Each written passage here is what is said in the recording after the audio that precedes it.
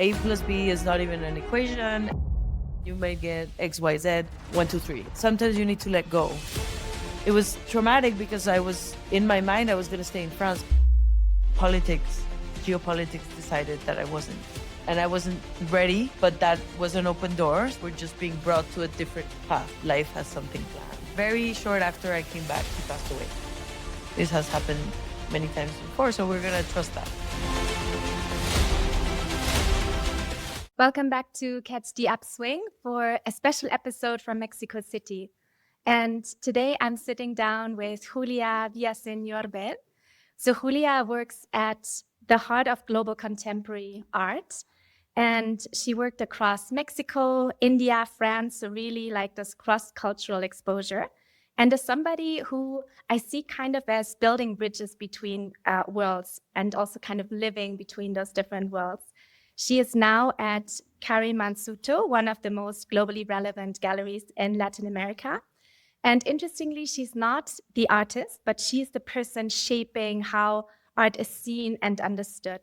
And so warm welcome, Julia. I'm really excited to have this conversation with you. Thank you. Thank you for having me. I'm really excited to speak to you and, of course, all the audience. I'm really honored. So, Julia, you are in the art world a curator, which I understand as kind of somebody who decides what gets shown, how it is shown, and what story it tells. Mm-hmm. So you could almost see it like, as an analogy, a curator is like, let's say, a film director, but for exhibitions, or like a DJ who decides, kind of what are the different pieces and what's the experience that we have all together. And so I think even if somebody doesn't necessarily care about art, this is really kind of who shapes culture, who decides what matters, and who gets visibility. So it's a super interesting work that you do. Thank you. Yes, I am trained as a curator. The historical figure of the curator is really the person who takes care of museum collections. So it's from this curare, like taking care of someone. Of course, in the contemporary art scene, it's more about taking care of the artist's ideas or of ideas that need to be brought out in different spaces or places that are important to the contemporary context or whatever is happening. I think curators as artists are witnesses of our culture, and through the work of a curator and in collaboration with the artist, this is how we can express certain things that maybe do not get expressed in the normal life. I think art has this capacity of making us see different things that we don't normally see, or making evident things that are maybe just part of our culture and our context, but we're not necessarily paying attention to specific things. And I think this is the role of the curator, taking care of those moments, taking care of the artist, taking care of the work, and putting it together in a way that other people can understand it and other people can sort of have a different perspective. And this is what I think we do. I work in Kurimanzutto, and I do not work as a curator. I work as a communications director, which is another part of the art machine. This is also making visible things that have already been, conceived, and making it available to people from very different levels, from critics and curators or other institutional, stakeholders, other artists, but also the general public or people that are interested in art but don't know how to access. And this is my job, like getting all of these, this whole panorama, the whole spectrum of people interested in art, and making them come together and seeing something at their own level, but being able to interact or have a relationship with it. And this is something that I really enjoy, being able to communicate with people and bringing things and making them available. It's so interesting because it's a role that is more behind the scenes compared to being an artist, but ultimately it's a lot of power or like a lot of possibility to really shape the way art is seen and experienced. Yes, of course. I mean, it's behind the scenes, as you say, like choosing, strategizing, and seeing where these things need to be expressed, helping the artists also express themselves. Sometimes artists are not so articulate in what they want to say to the public. But what they do is very well done, you know. So you need to be the bridge of something like this, and of course the spotlight is to the artist because the the hard job is there, you know, like the whole effort comes from the artist, and Like the creation, right? yeah, creating, thinking about things, and you know, bringing them to shape. This is a really really hard job, so we are there to sort of like lift it, help it, and conduct it in different ways, and bring it to other places that they might not be connecting to. And you have such a unique journey that I find so interesting because, you know, I kind of have described this as moving between different worlds almost because you seem to be living kind of different lives all at the same time. And so on the one hand, you work in one of the most international contemporary art contexts. But then you also told me that at the same time, in your free time, you sell tacos. Yes. So I would love to hear a bit more about how those two worlds coexist. Okay, so my background from my childhood, my father opened restaurants. He had restaurants since I have memory, and so all my life I've been living the life also of a restaurateur and of service, and you know, like hosting people, connecting people through food, and this is what I was brought up into. And then I was brought up also in a very particular and interesting town in Mexico, which is called San Miguel Allende. It has a lot of international residents and a lot of artists, galleries, and cultural events at the same time that it has a lot of tourism and restaurants. And so growing up in these two was also like a point where I could sort of jump to culture and art, but also always thinking about connection and connecting to people.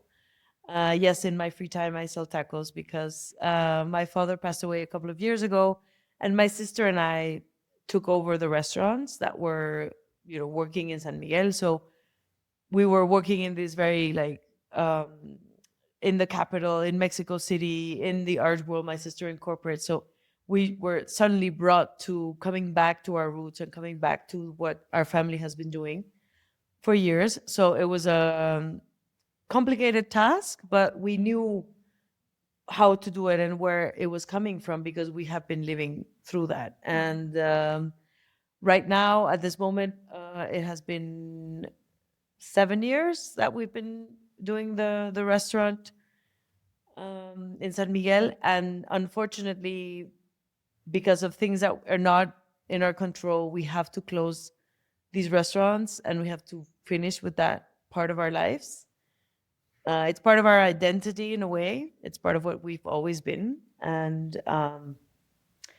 it's a complicated or interesting moment where we need to sort of give that a closure and then think about ourselves in different terms. But I think we will always be connected through food, connected through bringing people together in different events, and you know, like being connectors of sorts. Yeah, it's very interesting because those last years where you were kind of moving between contemporary art and the restaurant and selling tacos, it seems like there's a contrast between the worlds, but I love how you just described that actually food is also about bringing people together and experiencing something. So was it for you, you know, kind of like fluid between those worlds, or did you feel like you were almost like a different, you know, person, or it was a different side of you when you were more in the world of arts and doing that work, or more in the restaurant? Well, I think it's interesting to think about them. They are very different, but they can also be similar. They're very different because sometimes you think the art is something that is very intellectual and really high end and, you know, like completely detached from like real necessities. And food is something that brings you back to like humanity. But I think both sort of connect because art is also a very human need. And it's something that is actually for expressing very deep feelings. And sometimes it felt like being in two different worlds, but who I was always about being to service to others and connecting to others and to sort of bringing them together and making them feel at home. I think this is what I do best, like, and this is how I bring these two worlds together. I wonder, you just mentioned that the cycle is now coming to a close with the restaurants, closing down. And you also mentioned that this is something that has kind of connected you to your childhood and upbringing. How are you stepping into this next chapter? Are you looking, do you see the opportunity of looking forward to something new, or does it feel like also nostalgic to have to leave something behind that's so close to your personal life and to your family? It's actually both. We've been doing a couple of events to bring people that have been with our family's history for a long time to sort of say goodbye and like homage my father's legacy and our own. And it's very nostalgic and it's sad, but sometimes life chooses paths for you that you might have not taken, steps that you might have not taken. It closes some doors, but it opens some other windows. And I think I'm also excited about the future because I will have all this other time and mind space to do different things, to maybe put that into action with other different things. I think I will always be connecting and at the service of people and at the service of human necessity in the terms of art or, like coming together and doing society, but maybe not through a restaurant, maybe through something else. And I think this is what excites me about a new chapter. So I've been working with nostalgia and honoring this past, and then also looking forward to something that is coming and that I might not know what it looks like today, but I think it will always be positive. I think life has always brought decisions to my life where I need to take steps that I might not have think I would take, and then I move forward and I really enjoy what comes after. So you have lived in Mexico, also many years in India and in France. Do you feel like you belong, kind of to all those places, or do you sometimes feel out of place? Because it's very unusual to have, such a diversity also of places, like on 3 different continents. What was that experience like for you? Well, it was, again, life putting me in places that I wasn't expecting. France was something I really decided to go to. Since I was very young, I visited France and I was completely admirative of Paris specifically. So all I wanted to do was go to France and study. So I did that when I was very young. And then I started university and I felt a place that was very interesting because it touched upon things that I didn't know about myself. It was really the formative years of my youth and studying art and curating, and the university in Paris where art is like, a living thing. You're living with it all the time. And I felt pretty much at home there. And then life decided that I was not going to stay there, even though I thought that I was going to stay there for my whole life. And it brought me to India for very strange reasons that also had to do with art and had to do with how I could sort of develop in different places. In France, there's so much happening that it's hard also to be a young curator or a young professional trying to find your path. And India is very open. There's a lot of possibilities. It's a lot like Mexico City. There's a lot of possibilities. There's a lot of excitement of people coming from other places and doing different projects. So that also allowed me to establish myself as a professional that had ideas and that those ideas could actually take place and could actually materialize. I think in France it would have been more difficult because the institutions and the galleries and the whole art scene is it's not completely, but it's very much well established. It's harder for people to come with smaller projects or, like just ideas. And then I felt pretty much at home in India because people in India are very similar to people in Mexico. They're very warm. They're very close to you. You make friends immediately. People invite you to their homes to meet their families. And they are very excited about everything that has to do with you. I mean, there's just a general excitement.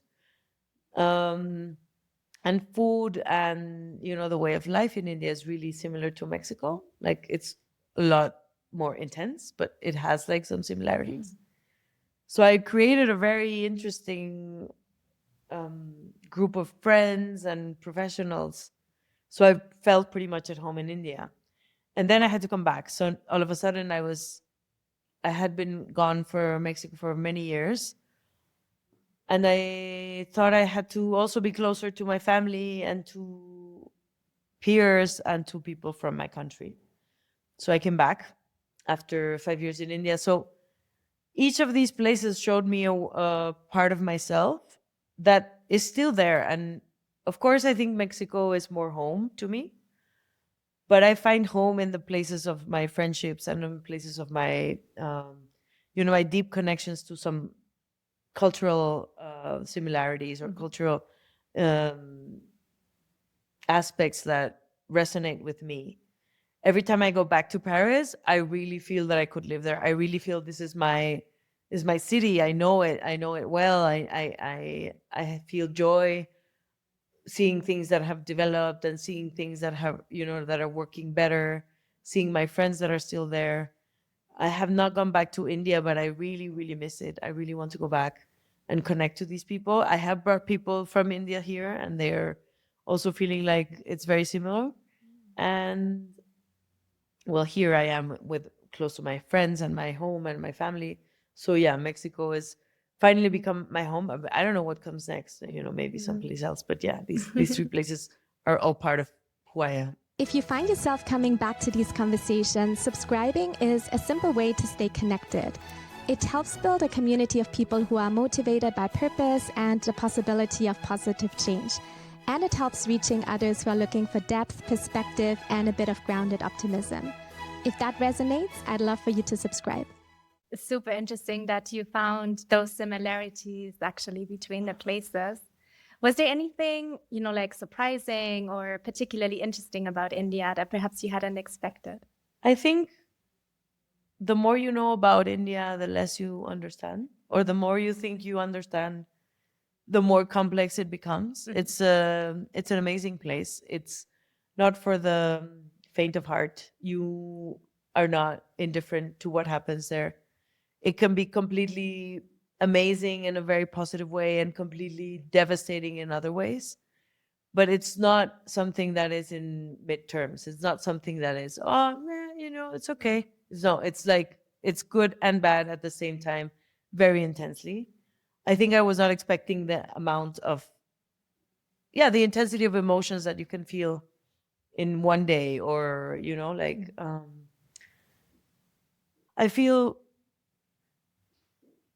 that the more I got close to people and to getting to understand, because I was asking about everything all the time, like, why is this like this? Why is this like this? Why does this happen? And you get the answers because it's such an ancient culture that has so many different levels. And then you understand, okay, so you got an answer for your question, but that brings 7 more questions, and you keep going and you'll never get to the bottom of it. And so you also sometimes have to just let go, because we are used to controlling a lot in the West, like, things should happen this way. And then the outcome is going to be this, because if things happen, A plus B is going to equal C. However, in India, A plus B is not even an equation, and C is never around, and you may get X, Y, Z, 1, 2, 3. And you want to understand why, but sometimes you need to let go, and you need to sort of let things come to you in the way that it's supposed to be in India, like in the way that India works, because otherwise will get frustrated, or you might, be in confrontation with the people who are developing things with you, So this is, I think, what I learned. It's letting go a lot and losing control a lot, and trusting the people around you and trusting the processes that are not what you're expecting them to be. Oh, super interesting. Yeah.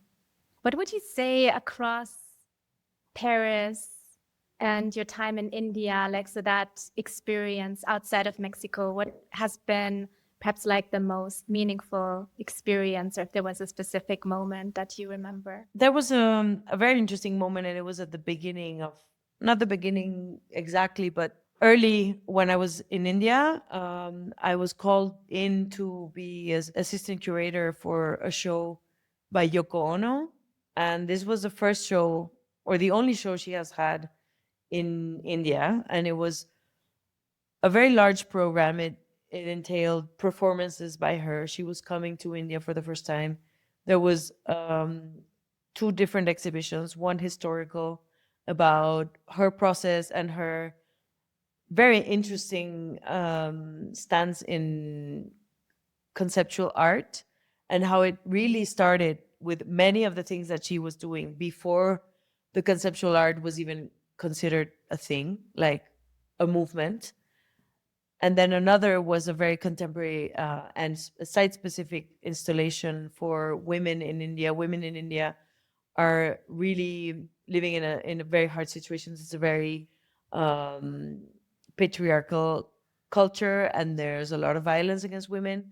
And I think Yoko Ono was very aware of that. So there was all these aspects all around the city that were happening at the same time. So I remember that just coming to this and being part of such a large scope project that had also was very important, not only for India but also for the art world in itself, because Yoko Ono like is such an important figure and such a delicate and like intelligent and sort of sensitive being and artist, that comes in a context, and it's not only telling you, I'm going to do this and whatever. It's actually understanding everything that is happening in this context.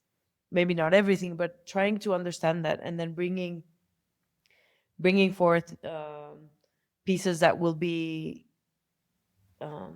sensitive and particularly speaking the language and speaking about issues that are coming from that culture. So I think this was one of the best moments and more interesting. It was intense. It was high stakes. We were working nonstop with the curator Vidya Shivadas. I was assisting her, but we lived together, like basically because we were doing all of this all over the city. So I think that was one of the most Wow. interesting and intense experiences for me when I was in India. It sounds super unique. Yes. Yeah, really interesting.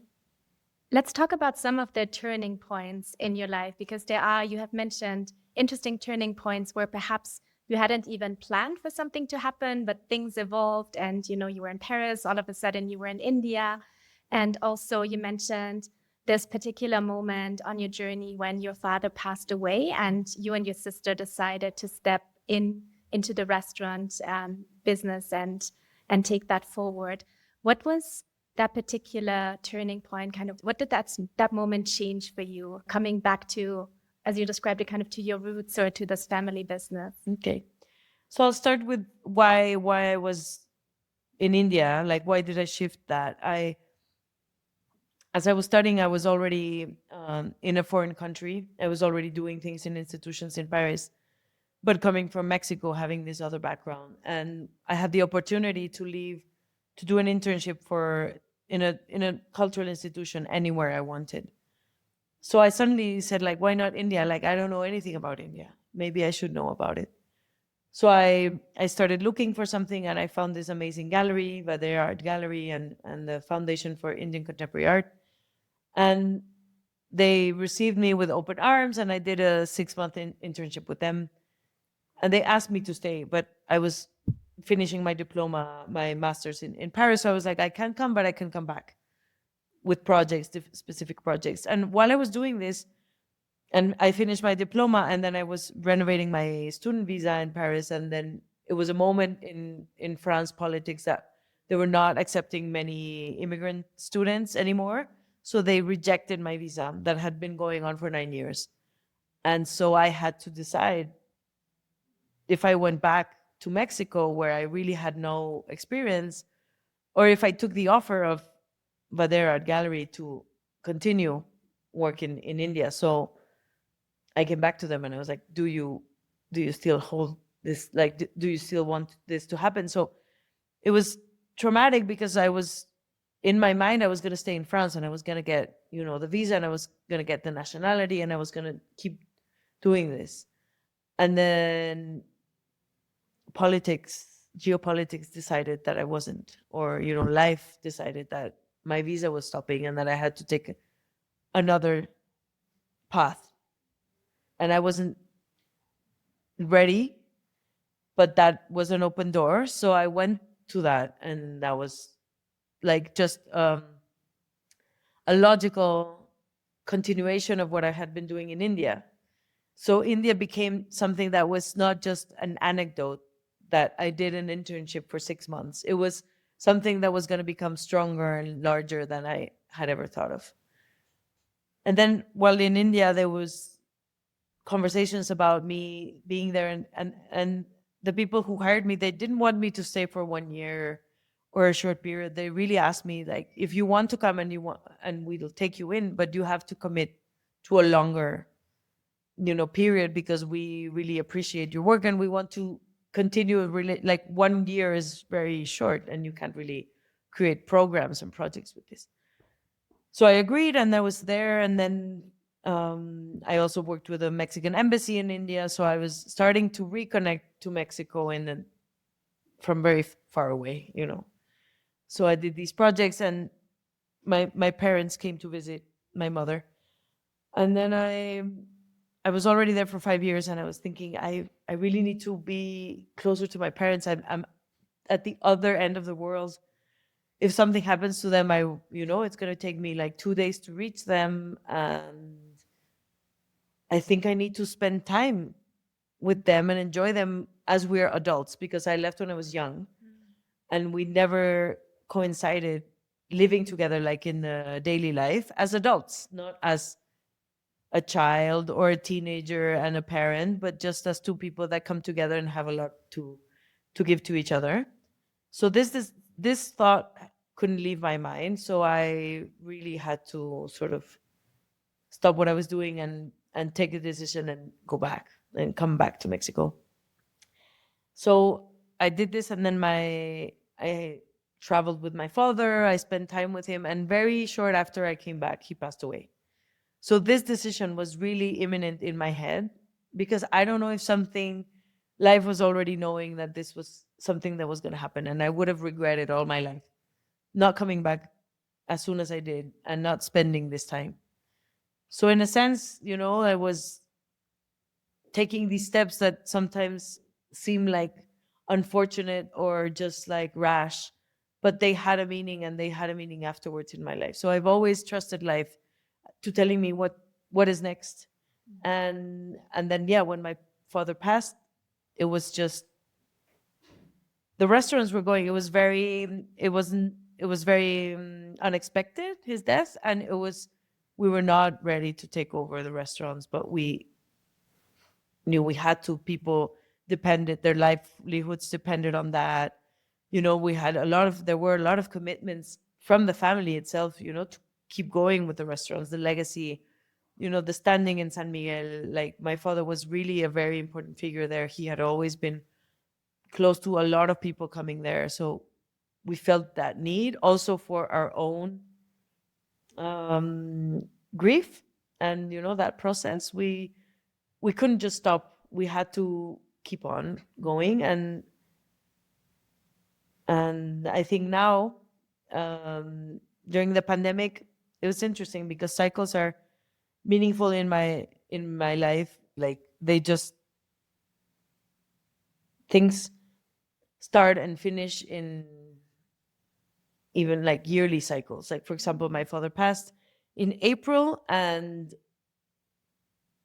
we had 2 restaurants, and when the pandemic hit, we were already thinking of closing one. It was not doing well. We were really very high strung. We were keeping our jobs, and then doing the restaurants. It was like very hard for my sister and I. And in the pandemic, we decided we were going to close. We had to close because everything was closing. But we were going to close like for good. We're not going to we're going to sell the things and we're going to close. But the day that my father, it was 2 years after his death, the day that it was 2 years from his death, a friend of ours came and told us that he wanted to buy that restaurant. So we didn't know he wanted this, and he came that actual day, and we made a deal and we passed that on. So we sort of, closed that cycle. And then this April, just now, the landlords from the other restaurant told us that they wanted to have the space, the house where the restaurant is. They wanted to have it back. And it was also in April. That's 7 years after my father passed. So now we have to close it, but it's nothing. We're not deciding it. We're just being pushed, not pushed in a bad sense, but we're just being brought to a different path and a different decision. So it's hard to close it, but we don't have a choice. So it's also like saying, okay, life has something planned. Life has something. We don't know what it is. We can't see it. We can't see the future, but we know this has happened many times before. So we're going to trust that. So it sounds like kind of a trusting the process, or, how things evolve, but also very interesting what you mentioned about those cycles, or, even around those dates. So it almost feels like there's perhaps like some synchronicities or something more, right? Like Yes. how life develops and where it takes you. I think there's always somebody keeping an eye on you and helping you sort of, move forward in life. And I think maybe we were stuck in a cycle that we would have continued forever if we hadn't had the chance or the opportunity to think of life in a different sense. Yeah. Sometimes we think it's negative because we need to close and we need to give away this thing that is very much part of ourselves. But maybe it's a good thing because it's going to give way to a new space, a new way of seeing life. And so somebody's taking care of that for us. And it's a very interesting, kind of mindset shift, because if you think back when you were in Paris, it feels so unfair that geopolitics, got into the way and, put a barrier to your envisaged life in Paris, etc. But now looking back, because that happened, you had this amazing experience in India. And so it's very interesting to see, kind of the other side of it, that sometimes what seems to be a tragedy or something very negative actually provides new opportunities and opens new doors. Definitely. I think there's a saying in Mexico that grandmothers say, and it's very annoying. And everybody's like, oh my God, don't say this.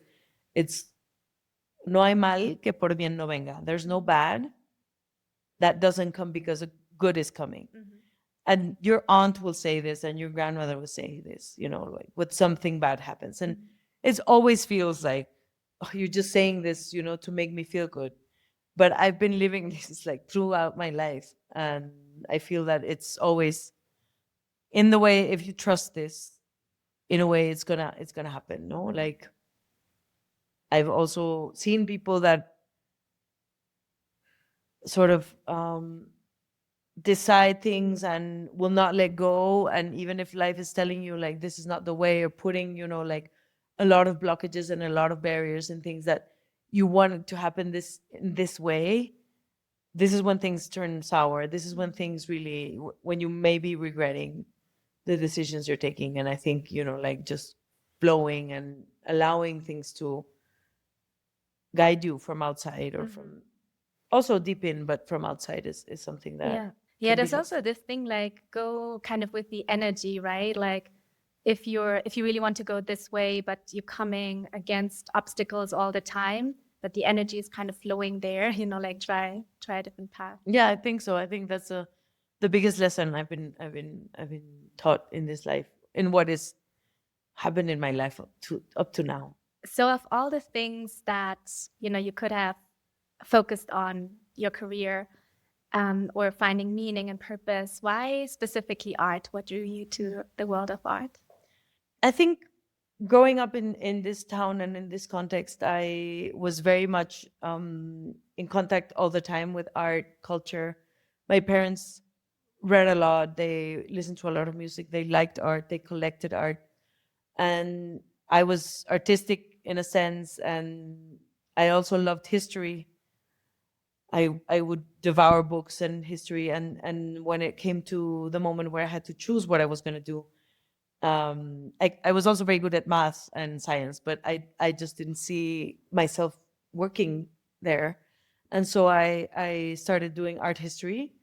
And then living in Paris was really interesting, like how, because I was actually living in the context where I was seeing the things. It was not only from a book, it was actually going to the places and having this sensorial experience and emotional experience to art. And then I thought I was going to be a historian, but then I started being more and more interested in what was the expression of art today and what we were expressing today, because contemporary art is also very sometimes misunderstood.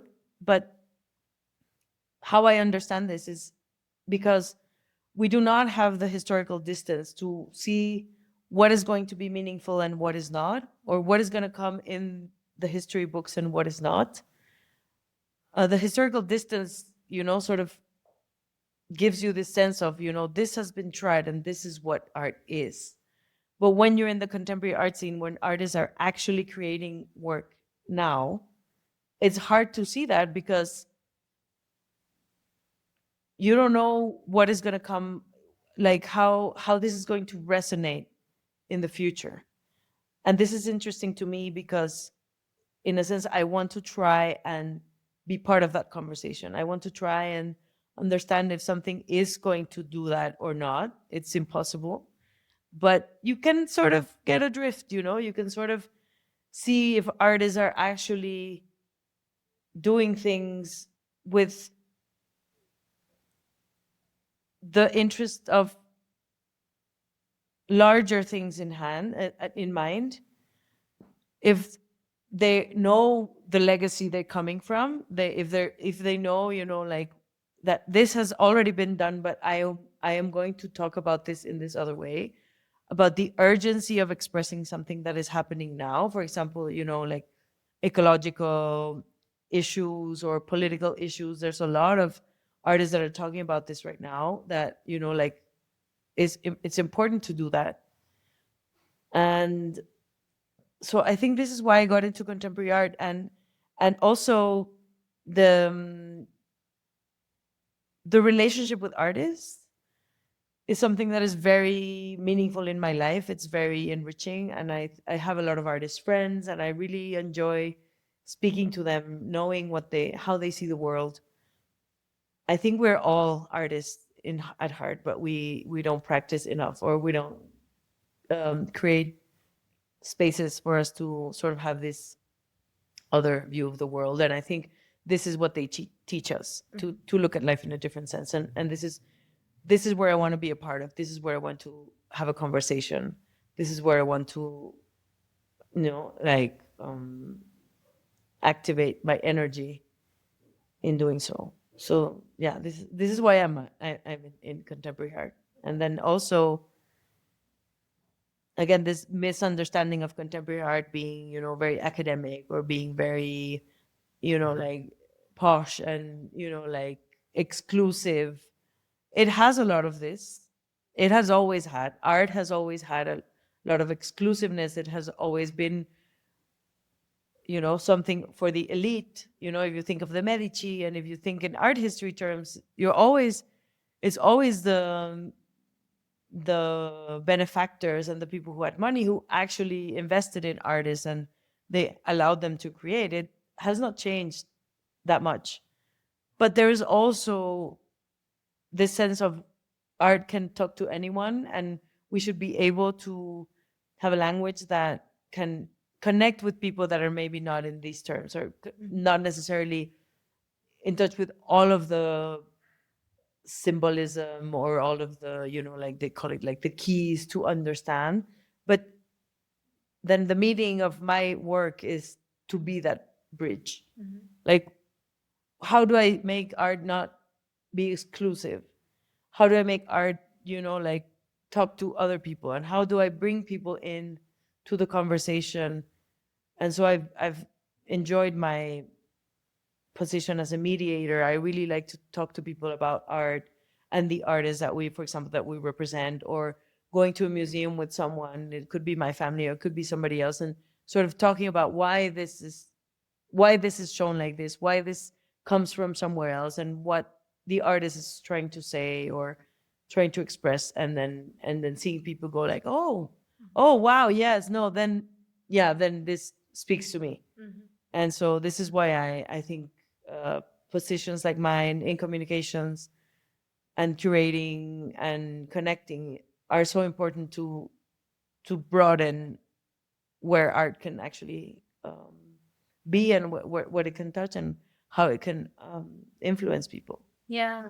I love how you have described contemporary art because, it's this idea of you kind of there as history happens. So it's very active in a way, it's very practical, but it's also very impactful. It's, kind of, historic, like in the future will be historic. And then also kind of this really shaping how we understand the world and make sense of things. Because you mentioned, for example, different forms of like activism that perhaps is expressed through art. And earlier we talked about the role of the curator, which is something that you've done, for a long time in your career. And now you're more in this communications role. How do you, perhaps going a little bit deeper, how do you see your role also evolving in the world of art? Well, I think it was very interesting having the curatorial practice before. This is something that the curatorial practice helps you be part of something that is yet in the making. It's not decided yet. You are part of the decision. You're part of the process where you're talking to an artist, you're talking to an institution, and you're like having a conversation, and you're coming together to creating something. It's a creative act. And this is something that I really enjoy. And then moving forward, I passed into this communications role, which is after the fact. After something has already been decided, I come in and then I bridge it, and then I bring it forward to a public that was not part of this conversation, to somebody who was outside. And how do I connect to these things? So it's coming from the center and then moving through the project to the exterior. And this is like, if it was the other way around, I don't think it would have been possible. If I came from communications and wanted to do curating, it would be harder, because you're moving in against the process. And right now, I think I've covered a lot of the communication aspects and experience. I've done like a lot of press and the social media and digital communications, and also events with people and mediation, etc. But right now, I sort of want to go back to the project, to the management. But I have all of this other experience about, maybe it can even be thought of, the communication can also be embedded even in the conception of the project, like maybe that was lacking when I was first doing curation, and it became this thing that I think we should fight off in contemporary art, like being so exclusive or looking at itself, or so self-absorbed that nobody can understand. And maybe having the communications experience already for 10 years, I can go back and sort of bring it inside the process. Yeah, I love it. So kind of going back into the curation and thinking already, how can we make this accessible?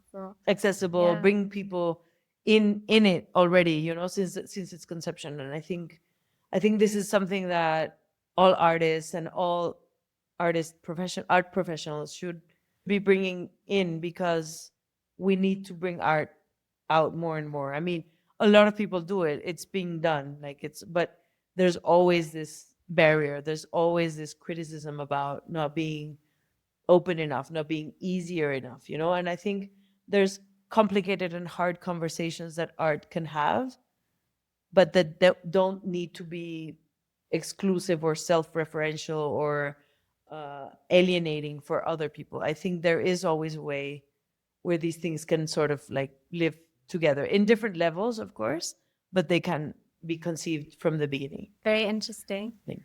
So you've been so deeply, embedded in the global art scene. For somebody who's not from that world, what's perhaps, something particularly interesting or surprising that people perhaps from the outside wouldn't imagine?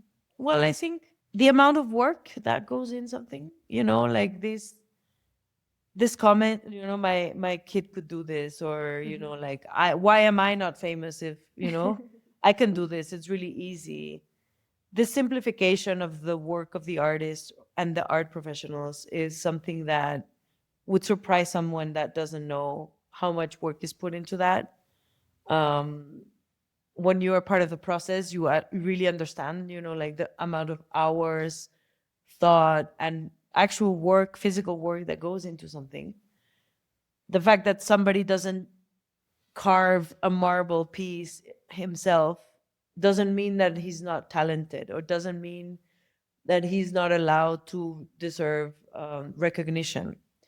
These processes have been happening for a very long time, and uh, there's a lot of people involved in something gaining attention, gaining recognition, gaining visibility. It's not a, an arbitrary decision that somebody is famous as an artist, or somebody has, something to say, or somebody is part of a collection, of an important collection, or somebody earns money for the art that they're doing. This is not aleatory. This is not arbitrary. And this is not, like a conspiracy mechanism that is just giving money to like a certain few. It's a whole system and an ecosystem that gives work to a lot of people. And a lot of people are doing interesting work that helps humans be humans. Art is, to my sense, the most human expression. Like, there's very few animals who actually express themselves through art, music, literature, dance, be whatever art form you want to say. And it's not just something that comes out like this spontaneously. Sometimes, I mean, yeah, we are creative and we're spontaneous, but to be part of a conversation and to be part of like this art world that we talk about, that is, that has institutions and things like the Venice Biennale, and like the Met and the Guggenheim and other museums and things like this. It's a lot of people involved, and a lot of people coming together and sort of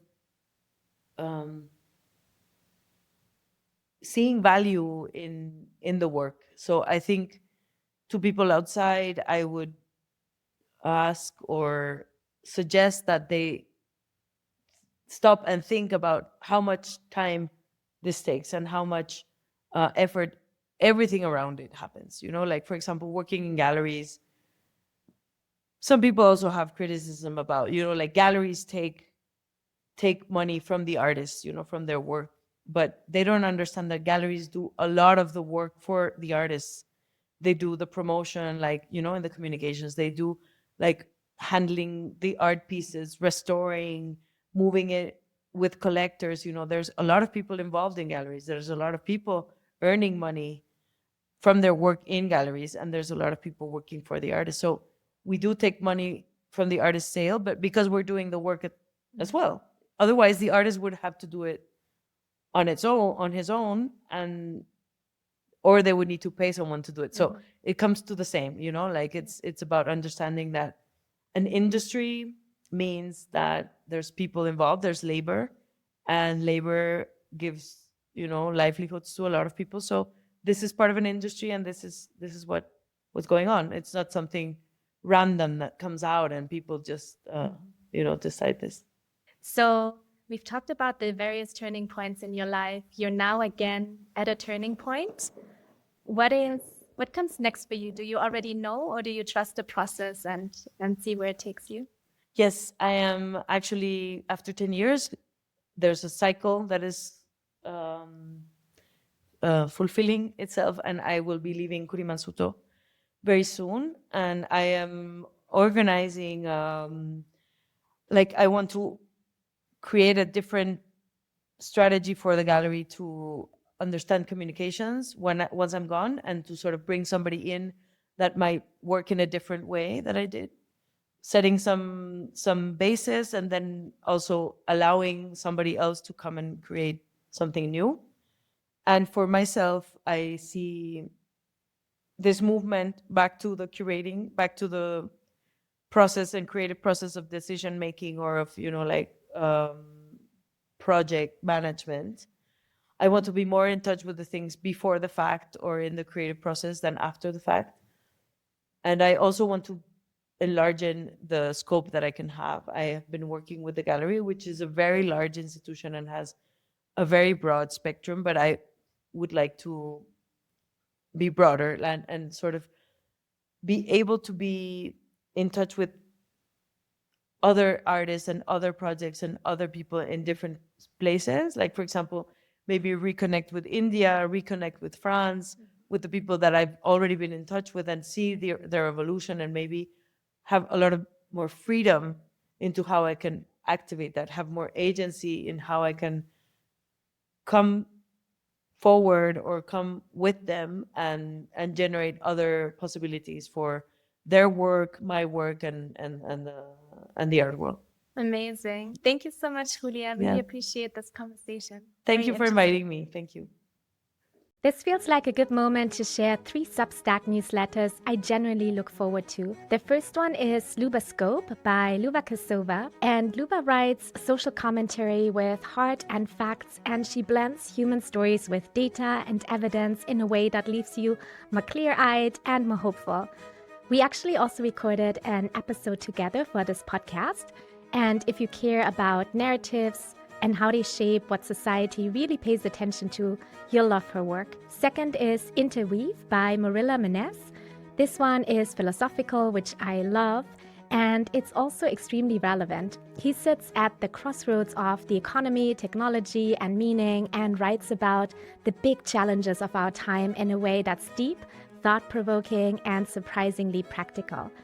And third, First Followers by Conscious Futurist, a sharp and contrarian read on impact investing, venture building, and innovative finance, with real nuance about incentives, values, and what better capitalism could actually look like in practice. So if you're on Substack, go follow all 3. They're really worth your time and attention.